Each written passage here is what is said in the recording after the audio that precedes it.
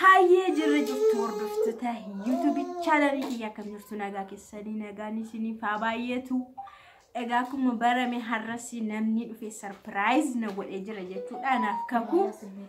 obboleettiin koo kuni Beirut irraa dhuftee fayyoon dubbisa malee jettee jirti jechuudha yeroo darbes namni dhufe surprise na godhee jira adiyyeenis immoo akkanuma dhuftee walirra bu'ee jechuudha na dubbisuudha wal baana dhufanii har'a baay'ee gammadeen jira jechuudha yeroo garaagaraatti namni garaagaraa dhufe yeroo nama dubbisu baay'ee namatti tola das nama jedhe jechuudha har'a gammadeen jira isaan dhufanii nattoo isanii na dammaskanii jiru jechuudha fuula koo argitan jechuudha furdadheera xinnoo shi furdadheera saduraarra jechuudha kana baay'ee galateeffadha jechuudha oftee na dubbisuu shiitti oftee na gaafachuu shiitti bara kana keessa namni walitti hin deemu waan garaagaraati namni wal sodaata walirraa qollifata isheen garuu Beirut irraa dhuftee koyyee faccee dhuftee na dubbistee jirti jechuudha baay'ee ishee galateeffadha Birahaan jedhamti maqaan kee Birahaanuma maqaan Birahaanumadha Birahaanii ishee haa dabaluuf hin jedha eebbisi gaasituu nama guddaa nama guddaadha Nashi akkam jirtu fayyaa keessanii maatiin keenya hundi keessanii fayyaadha. Namni na beektan jirtu hundi maatii taane waan ta'eef sirriitti maatii waan taaneef eebbaaf tuubidha. Haadha eebbaati. Nageenyi keessan akka cirracha galaanarraa akka urjii samiirraa isiniif haa baay'atu. Akkam jirtu fayyaa keessanii YouTuber ol arguun dirqama miti jechuudha. Wal arguun dirqamadha. Wal arganii ulfaana haasa'anii ulfaana taphatanii namni inni patina hoggaa mana namaa dhuftan harka qullaa dhufanii nama dubbisuun iyyuu namni dirqamni hin jiru dirqamni ulaagaan qabu masaa qofatu barbaachisa malee maal fiddee maal naa fiddee yeroo baay'ee namni fakkeenyaaf kootuu na dubbisi yoo namni jedhu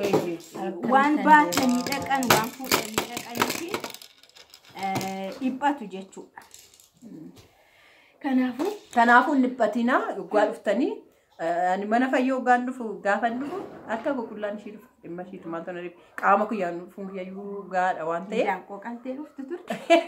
daabboota isheeti. Daanqoo qalluudhaaf haasgaan hin geenye yaa'u xiqqimtaan daadhimtisa jedhan samii fire isheedha. Darbeera garuu. Ishee darbeera garuu amma kun warra tokko ta'uudhaa fi kanadha siniin jedha sinitti hin baay'isu ishiin biraan miidiyaa jedhamti kun fayyoo jaalalaa jedhamti kun eebbaaf tuub jedhamti. YouTuber sadi tol argate maal akka isaan godhan gurri qaamaan beektaa fayyoo akkamitti dhuftee si dubbistee yoonaan jettanii hin beeku dafti miidiyaa manna bartee kanaafuu fayyoo dubbisuun qaba dhaqeen argaa jettee waan dhuftee fi sinillee bor iftaan dhuftanii akka nu dubbistan abdii qabna mana haadha eebbaas asuma dhuftanii nu dubbisuu ana biras dhufu ishee birallee dhufuu dandeessu jechuudha. Ishiin garaa shawaa meedatti lafa bitatteetti lafa ishiin bitatte immoo yaa viidiyoo ishii jalatti hin argitu. Baay'ee lafa gaarii bitatte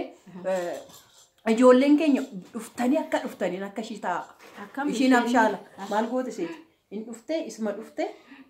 torbee lama eega dhufte torbee lama keessatti birrii ishii harka jirtu odoo harkaan fixin odoo calaqqin inni natti baay'atee firri natti baay'atee fidin jedhin jettee dhattee lafumarra keewwatte mana kutaa lama faati. Isheen amma arga dhufte torbee lama keessatti mana bitatte Ashawaa Meedaatti. Baay'ee gaarii dhuga cimtuudha. Baay'een keessan akkana cimuu qabdu achi teessanii namaan naabiti jechuudha kun akka kana kallattiidhaan ofii keessan maqaa keessaniin bitattanii yoo Awurooppaa deemtan illee taa'ee sin eegaa jechuudha. Lafni fi manni baay'ee gaariidha ishee babbareeddota kiyya lafa warqii bitadhaa tokko hawwadhaa hunda balu malee hin hir'isanii kanarra meeqoo ishiitti dabarsina gaafati yeroo hundaa nu beeku kabajamtoota chaanaalii fayyoo jaalala fayyoo dhugaa dubbachuufan karaa eebbaatiin beekaa ture akkamittan beekee gisee tokko gara biyya arabaan deemamoo maal godhu jettee viidiyoo wayishii waliin hojjette turte baay'ee gaddee ilaalee maafi anis yaa'u giseen biyyaa ba'u yaa'u daa'ima koo dhiiseen biyyaa ba'ee wanta akkasii ijaa jiruuf fiiliin godhee jechuudha rakkoo ishiinna bilbila ishii jaan beekneef ishiif bilbilee lakki akka hin deemne godhin ishiin nan beektu garuu waan qabnuun wal qarqaarra malee akkana jettee akka arabaan deemnetti midaa'ima ishii gattee namni jedhetti meen ture waan hundaafuu amma dagmoo gisee ishii bira dhufu ishii ilaaluun irra jira jedheen ishii bira dhufee jaallaleef baay'ee gammadeera yaa'u waaqni nu qarqaare wal jajjabeessineet hojjechuu hin dandeenya hojjenne dagmoo bakka barbaadne san ga'uu hin dandeenya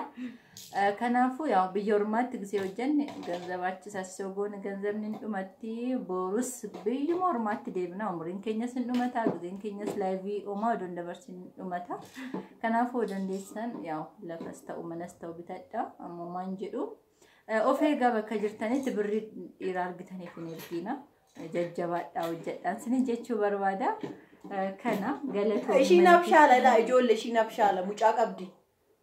mucaan an qaba mucaan ko waggaa ja'a mucaa dhugaa waqa mucaa waan qabdu fakkaatu dhugaa waggaa ja'a mucaa waggaa ja'a qabdi ishiin biyya arabaa mana koorratti seentanii istoorii koon dhagahuun dandeessu linkii isin afaan kaa warra haaraadhaa fi ilaaluu dandeessu waa irraa hin barattu jechuudha muuxannoo kanaan dura isheen qabdurraa irraa barachaa deemti. Inna chaanalii koo afaan Amaariffaatiin nan hojjedha afaan Oromiffaatiin seenaa hoomii kan jedhu wayii banadheen ture garuu baay'ee irratti hojjechaa hin jiru gisee dura afaan Amaariffaatiin akkuma calqabeena hojjedhe jechuudha waaqni qarqara amma guddisaan dhufa kana fakkaata jireenya keenyatti wanta gaariis wanta badaas waan baay'eetu dabarsina garuu humna hin qabnu humna waaqni nu kennuun dabarsuu hin dandeenya obsaa hin jarjarina irra caala garuu ati amma yeroo dhiyootti waan achi dhuftee fi haala kana ilaalchistee jechuudha maal isaanii gorsita hamma kana keessatti baay'een isaanii rakkoo baay'ee qabu waan ta'eef wanta namni fakkeenyaaf nuun amma yerootti yeroo baay'ee fudhachuu danda'u ati garuu keessaa dhufte waan ta'eef waan isaanii gorsuu dandeessu jira. Tokkoffaa yaa'u yaaduun nurra jira kan yaadnu san dammoo godhuut nurra jira maafaarra waan argine sanis kana sobooli bakka tokko dhaabbanna akkama tolma jorru umuriin keenya dhumata kanaafuu jabaattanii wanta yaaddan san godhuun sinirra jira tokkoffaa wanta kan keessan hin taane wayii nabditana amma namni gisee baay'ee ijoolleen shamarran biyya arabaa jirtu dhiira boru abbaa manaa nu taajennee yaanna ganzabatti ergina inni yookaan kan biraatti uffisaa kan biraatiif kenna boru akka qullaattaafnaa jechuudha kan waaqni nu qopheesse eessallee hin deemu kanaan dura daa'imas qabaattan jireenya gaariis jireenya badaas dabarsitan homaa miti wanti darbeera amma gara fuulduraatti jajjabaattanii deemuu sinirra jira wanti tokko wanta isinitti himuu barbaadu kan kaleen darbinu doontaan kan kalee darbirraa barattanii kan fuuldura keessanii tolchitan namni kalee ija sinirraachi dabarsee deemu boru gadi jedheet nagaa sin gaafatanna jireenya darbirratti hin saalfatina kokkee gadi hin qabatina gara fuulduraa deemaa gisee hunda namni guddaadha jettan sun gadi jedheen nagaa sin gaafatanna gisee sin qabdan kanan sin jedhaan baay'ee galatoomii gorsa baay'ee sin gorsiteetti furachuun immoo kan keessanii waan darbetti qabamina dhufu abdadhaa siniin jettee seenaa keessan darbe yaadattanii of gadi hin qabinaa siniin jetteetti galatoomi sin jenna atis galatoomi ati eebbaa waan itti cammartu eebbistuuf yoo qabaatte itti dabaliifiti xumurraa jechuudha. Yaa'u ani maalan siniif dabala waan siniif dabalu jabaadhaatu hojjedha warra waan hojjettatan immoo akkuma isaan jedhan irra deddeebii ta'a maallaqa keessan ofii keessanii qabaddaa ofii keessanii qabattanii akkuma jedhe lafatti lafa bitattanii lafni alaabura alaabula fakkeenyaaf amma ishiin fakkeenya gaarii tokko waan dubbanne ishiin bira dabarte jira odoo isheen dubbatte gaarii ture fakkeenyaaf lafa meeqa waggaa har'aa kana lafa wayii Shaashamannee irratti gara 200 biteen amma gara lama eda'ee afuritti gurguree jechuudha axrii axarsisee bishaan galchee axrii san tottolchee